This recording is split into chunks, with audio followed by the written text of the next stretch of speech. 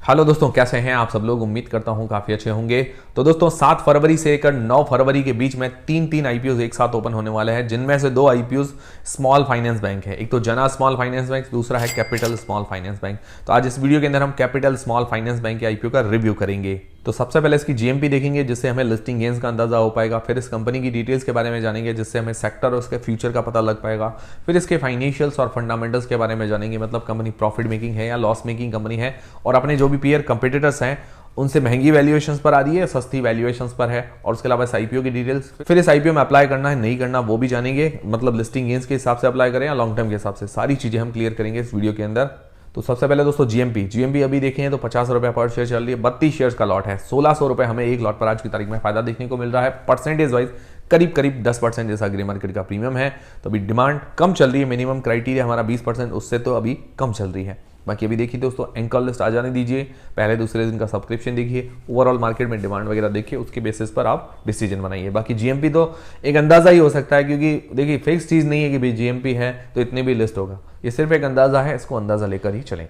और बाकी दोस्तों मैं आपको एंकर लिस्ट वगैरह और जीएमपी पर डेली आपको अपडेट देता रहूंगा, इसीलिए हमसे जुड़े रहिए और बेल आइकन पर दबा के रख लीजिए। टेलीग्राम, व्हाट्सएप चैनल और फ्री में डीमेट अकाउंट, सबकी लिंक आपको डिस्क्रिप्शन के अंदर मिल जाएगी। फिर दोस्तों इस कंपनी की डिटेल्स के बारे में बात करें, मतलब ये कंपनी क्या काम करती है। तो दोस्तों ये कंपनी आप नाम से ही पता चल रहा होगा, जैसे जना स्मॉल फाइनेंस बैंक है वैसे ही कैपिटल स्मॉल फाइनेंस बैंक है। मतलब एनबीएफसी कंपनी है, नॉन बैंकिंग फाइनेंशियल कंपनी। मतलब बैंक नहीं है पर बैंक के सारे काम करती है, लोन वगैरह देना, लोन देती है आगे, और उससे क्या है कि ब्याज आता है, ब्याज से मतलब इंटरेस्ट आता है, इंटरेस्ट से कमाई होती है।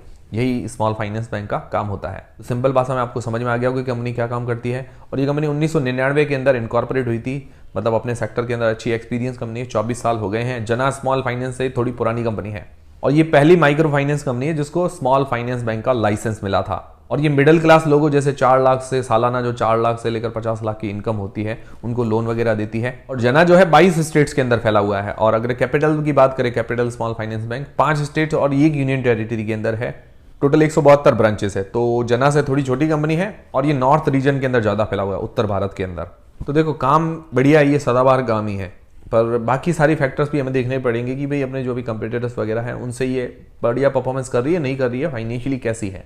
तो अगर इसके फाइनेंशियल्स देखें 2021 से 2023 तक दिए गए हैं, एसेट्स के अंदर अच्छी ग्रोथ है। रेवेन्यू की बात करें तो 557 करोड़ से 725 करोड़ रुपए के आसपास हुए हैं, इसके अंदर भी ठीक ग्रोथ है।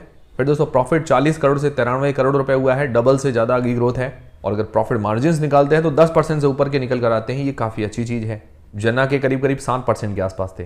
बाकी इसकी नेट वर्थ बड़ी है, इसके हाथ में रिजर्व कैश 676 करोड़ रुपए के हैं, और इसके ऊपर उधारी बोरोइंग्स 572 करोड़ रुपए की है। जनरली बैंकिंग सेक्टर की कंपनीज पर होता है, पर इसका डेट टू इक्विटी रेशियो 1 से कम का है, ये बहुत अच्छी बात है। बाकी इसका P price to earnings ratio देखें, वैल्यूएशन वाइज 17.68 की पी पर आ रहा है। तो बाकी अगर देखें जना स्मॉल फाइनेंस पे 8.72 के पी पर आ रहा है, तो जना से ही महंगी वैल्यूएशंस पर आ रहा है। बाकी सारी जो छोटी मोटी कंपनीज हैं उनसे महंगी वैल्यूएशंस है, और कुछ ऐसी बड़ी कंपनी ईयू वगैरह उनसे सस्ती वैल्यूएशंस पर है। पर ओवरऑल देखा जाए, जिस हिसाब से कंपनी रेवेन्यू वगैरह जनरेट कर रही है, 725 करोड़ रुपए का रेवेन्यू है 2023 में जनरेट किया है, तो काफी छोटी कंपनी है, उस हिसाब से वैल्यूएशंस थोड़ी सी महंगी नजर आ रही है। बाकी आरओई वगैरह 16% की, ये अच्छी चीज है, 15% होनी चाहिए मिनिमम, तो 15% से ऊपर है। तो ओवरऑल फाइनेंशियली तो मुझे कंपनी अच्छी नजर आई, पर वैल्यूएशंस थोड़ी सी महंगी है, ये सस्ती होनी चाहिए थी। फिर दोस्तों इस आईपीओ की डिटेल्स के बारे में बात करें तो 7 फरवरी से लेकर 9 फरवरी के बीच में ये आईपीओ ओपन रहेगा, और इसकी फेस वैल्यू है 10 रुपए। 445 रुपए से लेकर 468 रुपए के बीच में इसका प्राइस बैंड रखा गया है। 32 मतलब 32 शेयर्स का ही लॉट है, और इसका इश्यू साइज है 523 करोड़ रुपए का, जिसके अंदर फ्रेश इश्यू है 450 करोड़ रुपए के, जो कि फ्यूचर कैपिटल रिक्वायरमेंट के अंदर काम आएंगी, सेम जैसे जना स्मॉल फाइनेंस बैंक के अंदर है। ओएफएस के जरिए 73 करोड़ रुपए की हिस्सेदारी सेल करेंगे, और इसके अंदर भी प्रमोटर की होल्डिंग ऑलरेडी कम है, फिर इसके बाद और कम हो जाएगी। ये थोड़ा सा मुझे और नेगेटिव पॉइंट लगा। बाकी रिटेल पोर्शन 35% का, और इसकी लिस्टिंग डेट है 14 फरवरी को। अब दोस्तों सबसे मेन सवाल ये आता है कि क्या इस आईपीओ में अप्लाई करना चाहिए नहीं करना चाहिए, और करे तो लिस्टिंग गेन्स के हिसाब से या लॉन्ग टर्म के हिसाब से। उससे पहले दोस्तों आपके पास क्या फैमिली मेंबर्स में किसी के पास भी डीमेट अकाउंट नहीं है, बिल्कुल फ्री में डीमेट अकाउंट खुलवाने की लिंक आपको डिस्क्रिप्शन के अंदर मिल जाएगी। सबसे पहले लिस्टिंग गेन्स के हिसाब से क्या इस आईपीओ में अप्लाई करना चाहिए नहीं करना चाहिए। तो सबसे पहले जीएमपी जो है 10% के आसपास अभी कम चल रही है, मिनिमम क्राइटेरिया 20% हो तो थोड़ा सेफ रहता है। बाकी इसकी एंकर लिस्ट हमें देखनी चाहिए, एंकर लिस्ट आते ही मैं आपको अपडेट कर दूंगा, इसीलिए टेलीग्राम और व्हाट्सएप चैनल को भी जरूर ज्वाइन कीजिए। और बाकी क्या है कि पहले दूसरे दिन का हमें सब्सक्रिप्शन भी देखना चाहिए, ओवरऑल मार्केट में सेंटीमेंट कैसा है उस बेसिस पर हमें डिसीजन बनाना चाहिए। बाकी अभी ओवरऑल डिमांड कम है इस आईपीओ की। फिर दोस्तों लॉन्ग टर्म के हिसाब से इस आईपीओ में बात करें तो इसके पॉजिटिव्स नेगेटिव्स दोनों ही देख लेते हैं। तो पॉजिटिव्स के अंदर इसका सेक्टर अच्छा है, फाइनेंशियली ये ठीक है, मतलब डेट भी कम है, इतना ज़्यादा भी नहीं है, और इसकी आरओई वगैरह अच्छी है 15% के आसपास की।